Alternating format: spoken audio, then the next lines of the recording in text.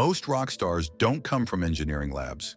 They don't spend years solving equations, building prototypes, and filing patents before ever stepping on a stage. Rock mythology prefers chaos, rebellion, instinct, not precision, which is exactly why this story still feels unbelievable.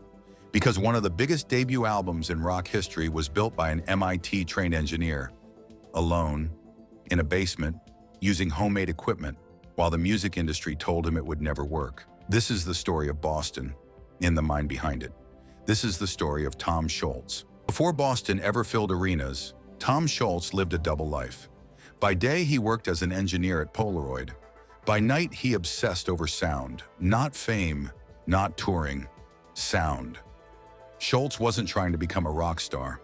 When he was trying to solve a problem, how to make music sound exactly the way he heard it in his head. At MIT, Scholz didn't study music, he studied engineering. And that training shaped everything that came later. Where other musicians experimented with pedals and amps, Scholz designed circuits. Where producers relied on studios, Scholz built his own. In the early 1970s, while rock music was getting louder and more chaotic, Scholz was quietly perfecting something else entirely: clarity. He began recording demos in his basement, using equipment he modified himself. Guitars were layered with mathematical precision. Vocals were clean, stacked, and controlled. Every note had a purpose. When record labels heard the demos, they were interested, but skeptical.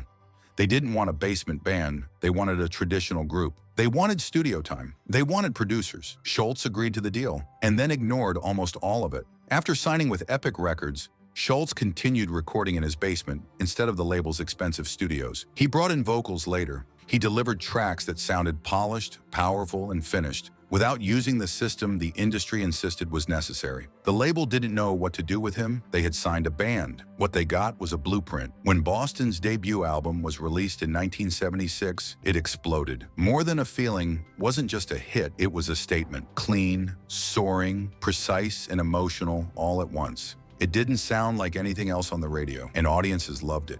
The album went on to sell millions, becoming one of the best-selling debut albums in history.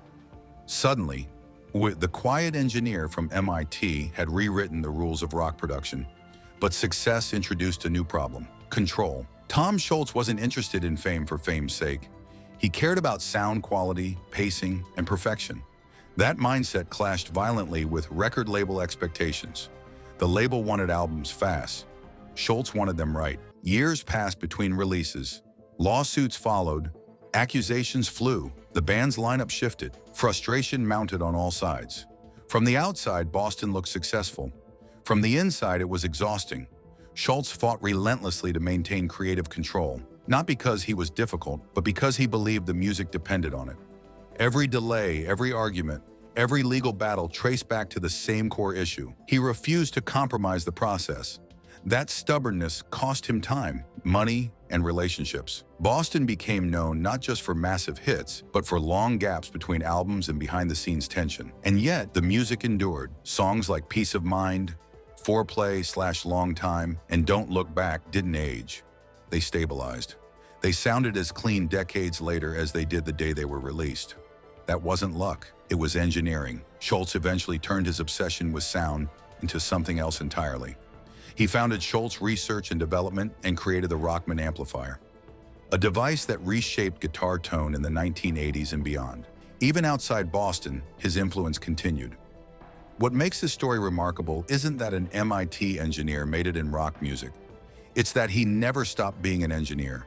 He didn't abandon precision for passion, he fused them. And in doing so, he proved something the music industry didn't want to hear. Art doesn't have to be chaotic to be emotional, and rebellion doesn't always look loud. Sometimes it looks like a quiet person refusing to do things the easy way. Boston didn't just produce hits.